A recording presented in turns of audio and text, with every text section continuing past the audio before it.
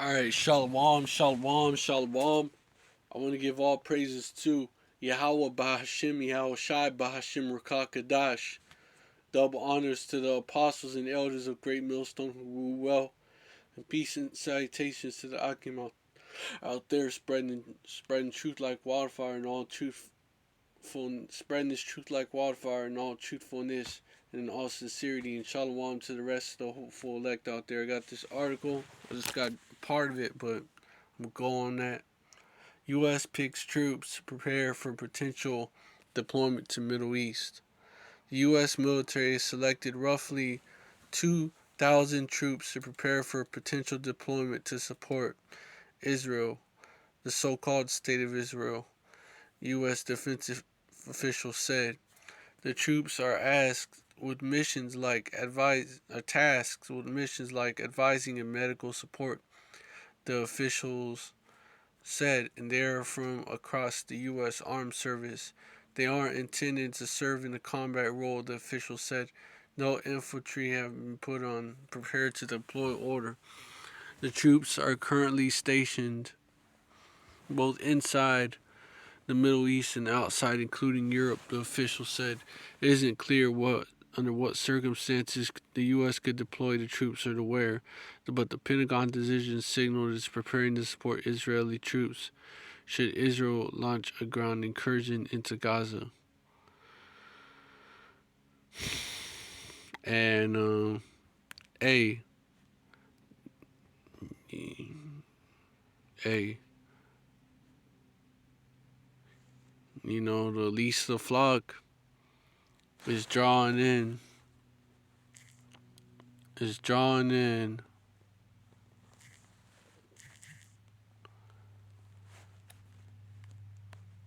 is drawing them in, man. It's drawing Babylon in.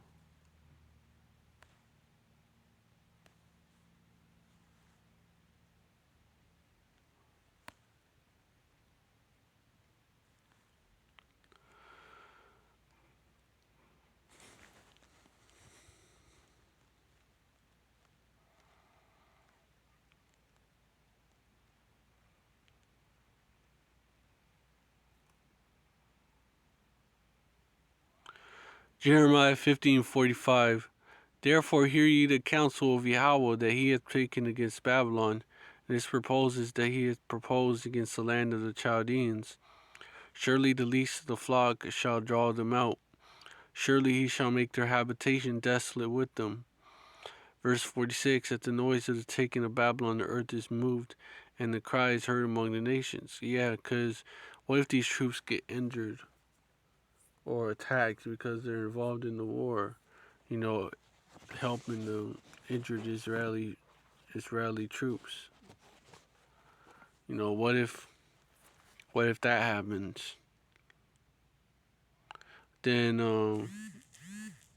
and they're putting themselves in a position to where that might happen. Or what if, where that might happen? It might get injured, might get caught in a crossfire or something. Then boom, you have American soldiers attacked in Gaza.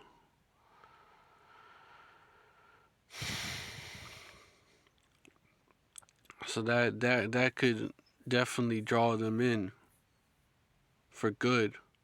Looks like they're being drawn in.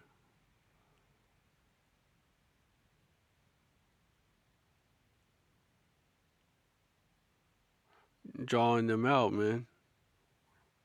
He's making their habitation desolate with them. At the noise of the taking of Babylon, the earth is moved and the cries heard among the nations, because that's what's going to lead to. Because if the U.S. gets involved,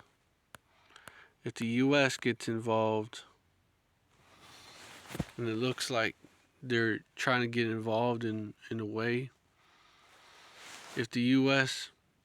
gets involved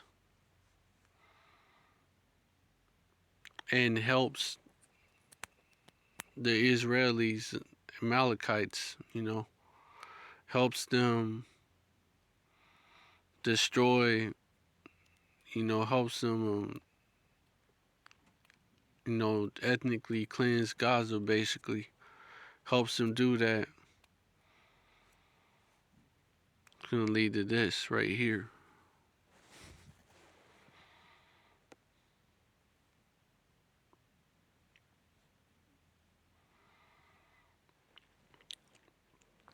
Second Ezra chapter 15 verse 28.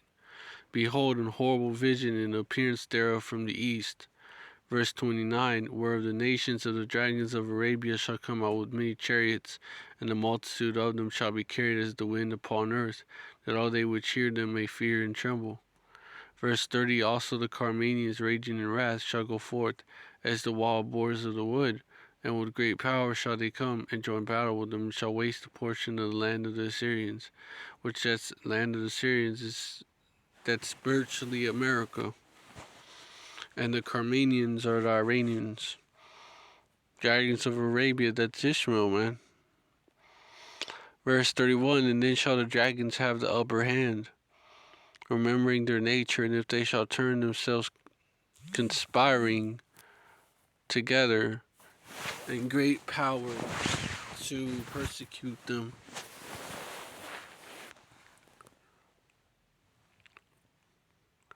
Verse 32, then these shall be troubled and keep silence through their power and shall flee.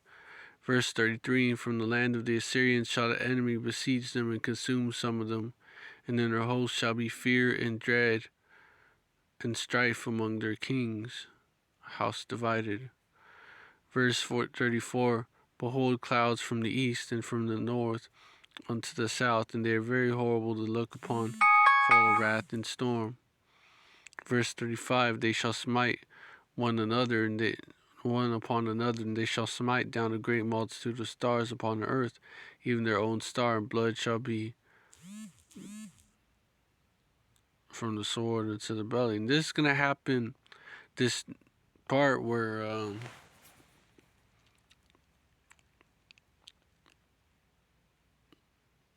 okay, this is representing missiles and shit.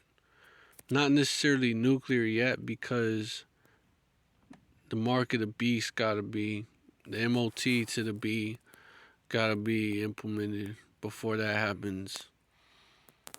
And it hasn't been mandated yet. But this is, you can read the rest of it, and basically it's going to lead to a major escalation. And, because I want to get this in 16.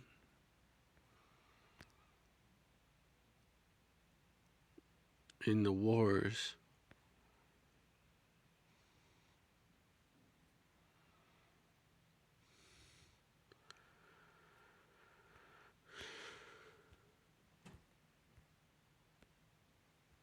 The different wars, man.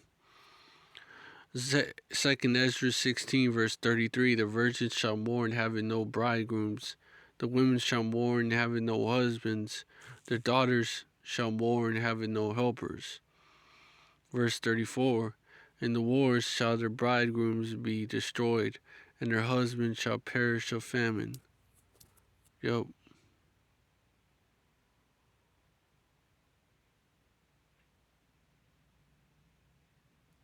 In the different wars. In World War III, which is not going to be full-fledged until after the nukes hit, but there's going to be conventional war going on. And during the civil and race wars that are going to break out in this place. But in this lesson, I'm focusing on World War III.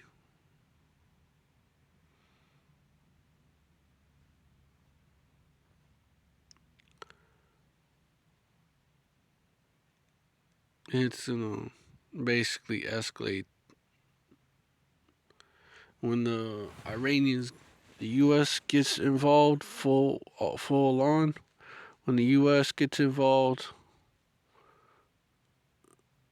and they're sending people there. They're sending. They got all these.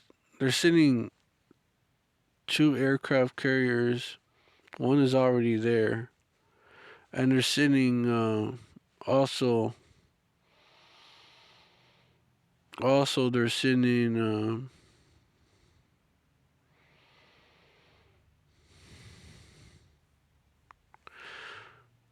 those 2,000 troops, man, which they say in a non-combat role.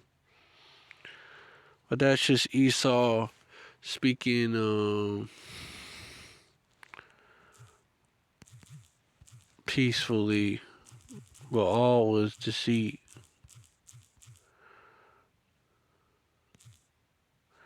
They may even fabricate an event, say that, and participate in the war and get fired upon or something. They may even fabricate an event. Like, they may. Who knows? Who knows what they got up their sleeve, man? Who knows what they got up their sleeve? That's all I'm gonna say. But this is the way that they're fucking intervening in a way in the conflict. They're intervening, because they're aiding and abetting. But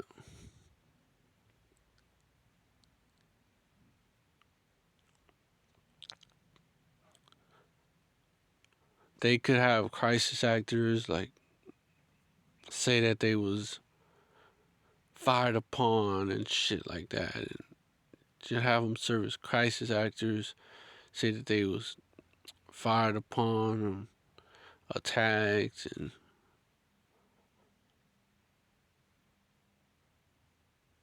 uh, it's how this devil operates, man. Can't trust him. 1 Maccabees 1:30, and he spake peaceable words unto them. But all was deceit, for when they had given him credence, he fell suddenly upon the city and smote it very sore, and destroyed much people of Israel. That's how this devil works. That's how he operates. Words were smoother than oil.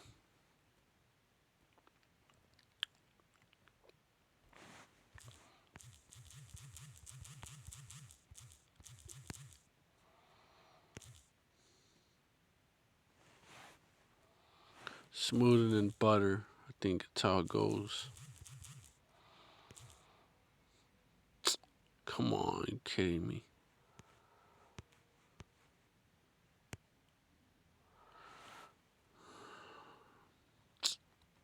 It's all good.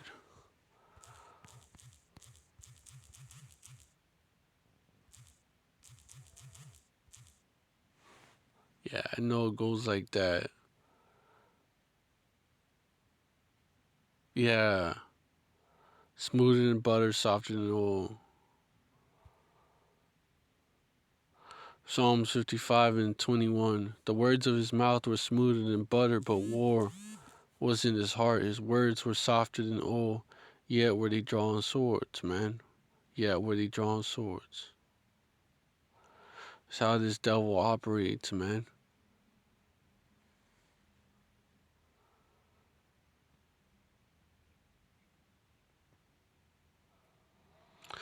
Oh, we're just setting them in there for medical and other reasons than combat, but we're gonna help the Israelis out. But if these soldiers get attacked, if they face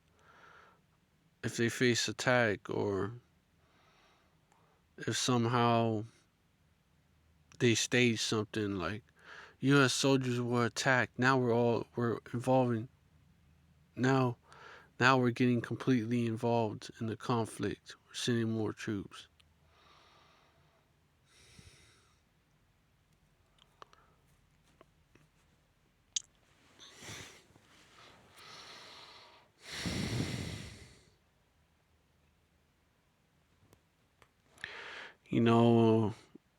Then you're gonna know, man, what his true purpose was over there.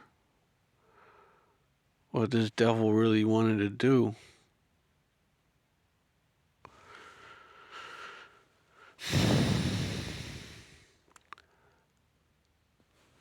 And right now,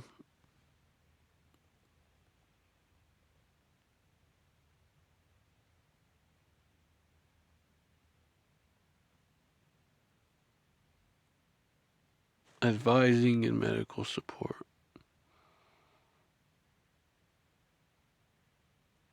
That's what they say for now. But either way, Esau is involving himself. Babylon is involving itself in the war.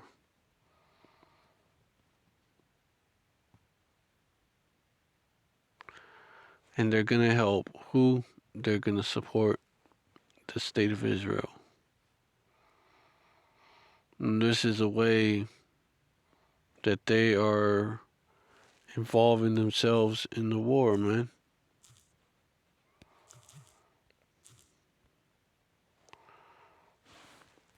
This is a way that they're involving themselves in the war. That's gonna it's gonna turn ugly quick.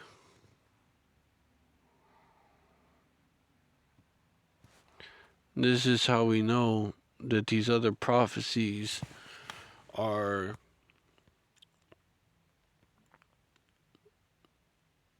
close by, you know.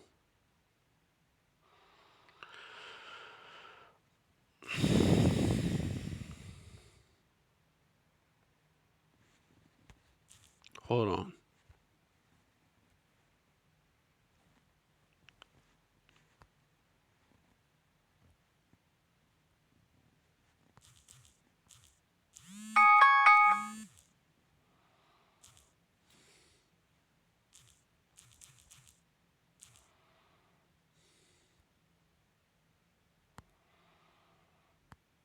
Luke 21 and 28.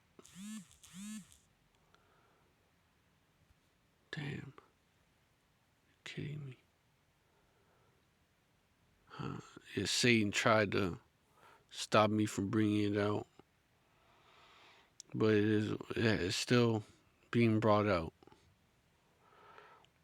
But yeah, Luke 21 and 28. And when these things begin to come to pass, then look up and lift up your heads, for your redemption draweth nigh.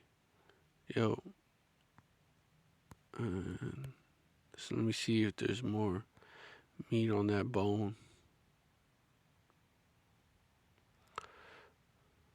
Verse 25, and there shall be signs in the sun and in the moon and in the stars, and upon earth distress of nations, with perplexity, the sea and the waves roaring. So shall be signs in the sun and in the moon. What did you just have? What did you just have? That eclipse. Verse 26, men's hearts failing them for fear, for looking after those things which are coming on earth, for the powers of heaven shall be shaken. How are you going to be shaken through this World War III? But before that happens, well, that's one of the ways they're going to be shaken. But before that happens,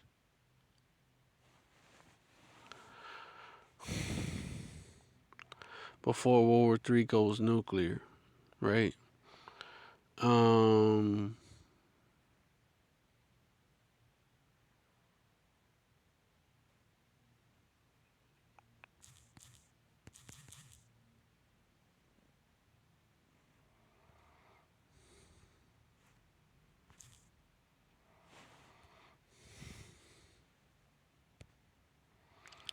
Revelation 13, starting verse 16, and causeth all, both small and great, rich and poor, free and bond, to receive a mark in their right hand or on their foreheads.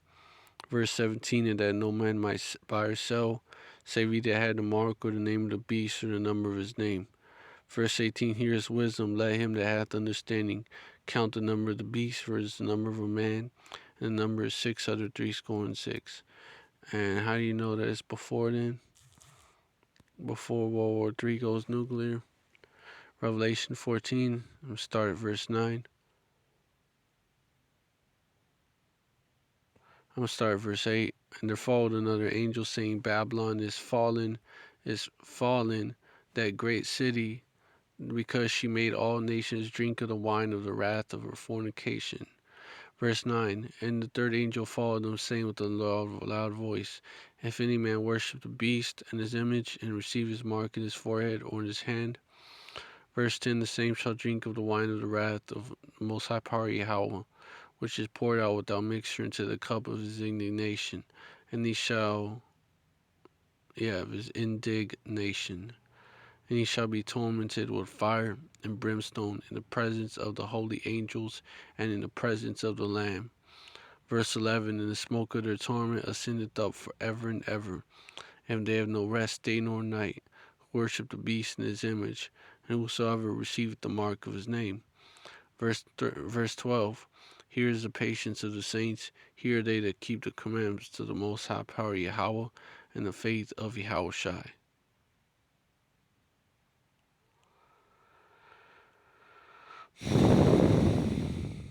But there you have it.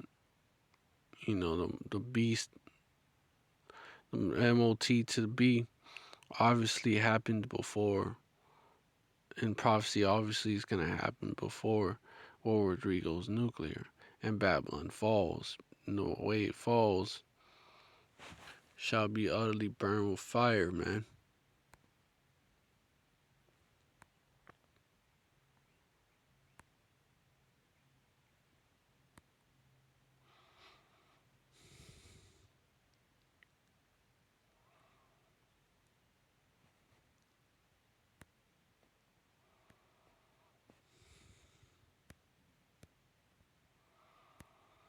Therefore shall her plagues come in one day, death and mourning and famine, and she shall be utterly burned with fire. For strong is Yahweh power, who judges her.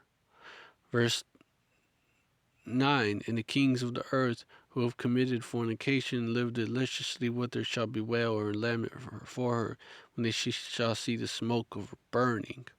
Verse 10. Standing far off for the fear of a torment, saying, Alas, alas, that great city Babylon, that mighty city, for 1 hour is that judgment come.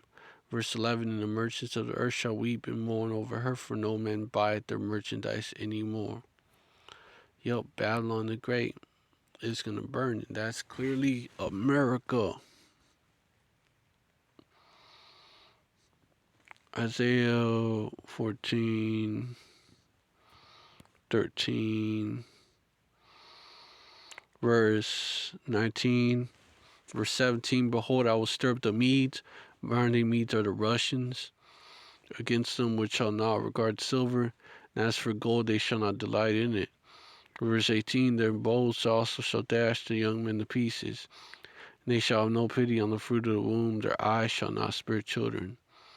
Verse 19. In Babylon the glory of kingdoms, the beauty of the Chaldees' excellency, shall be as when the Most High Power Yahweh overthrew Sodom and Gomorrah. Verse 20. It shall never be inhabited. So it shall be as when the Most High Power Yahweh overthrew Sodom and Gomorrah. How was Sodom and Gomorrah overthrown? With fire from heaven. She shall be utterly burned with fire, right? Lines right up.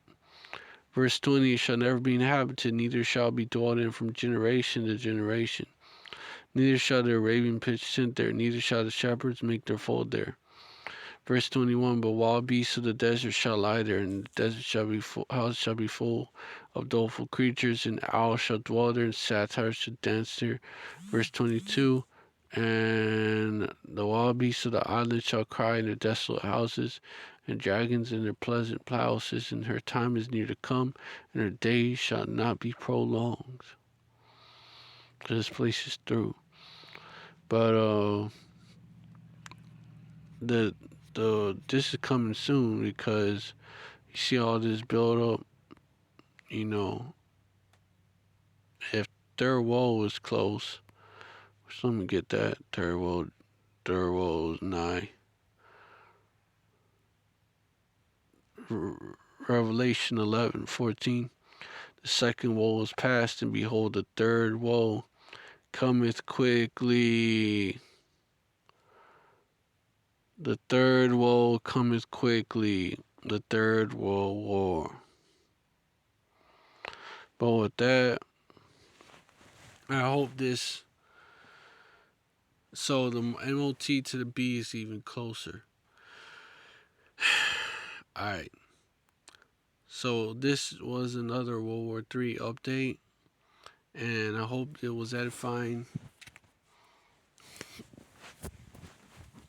I want to give all praises to Yahweh Bahashim, Yahweh Shai, Bahashim, Rakah Kadash. Double honors to the apostles and elders of Great Millstone who rule well, and salutations to the Akim out there spreading this truth like wildfire, in all truthfulness and in all sincerity. And shalom to the rest of the hopeful elect out there. Shalom, stay strong, Ababa Ball, death to Babylon, Abala Adawamium, death to these other nations, Abala Gawayim, death to the rest of our enemies. Well, that means death to the nations, but they're part of our enemies. So death to the other nations, the heathens. Abala Ayub Yamnawa, death to our enemies, the rest of them being 2/3 of you so called black people, Latinos, and Native Americans, and you Israelite foreigners, slash, or aka speckled birds that live here in here what's known as the U.S. in Babylon the Great, and also it includes the rest of you you Jakes, you wicked Israelites, scattered to the corners, the four corners of the earth, though aka those who live outside of Babylon. The rest of them of Jake who lives outside of Babylon.